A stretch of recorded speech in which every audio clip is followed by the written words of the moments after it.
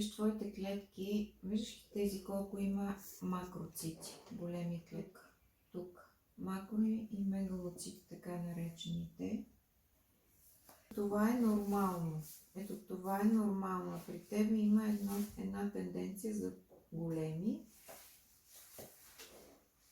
макроцити и има така наречената анизоцитоза. Значи тук нещо неравно, тук нещо такива нагънати с... това означава, че самата клетъчна стена е компрометирана. Има влошаване, бих казала. Те станаха като монетни стълбове. Да, трева не ти е добре. Или ти е много в момента просто. И колко бяха бързи, сега го сложих веднага, вижте колко са по-забавени. Виждате ли?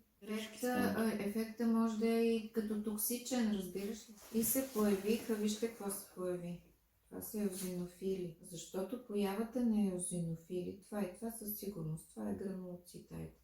Това означава, че даваш и... Наистина доста може да ти е дошло. Като токсична реакция, но се появиха доста левкоцити. Ето ти фибриноген.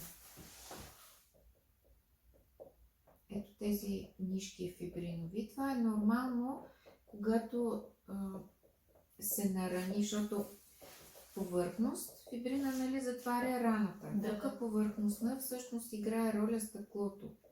И е нормално да се образува, но при теб е малко по-бързо. Поне за момента аз не смятам, че ти е полезно.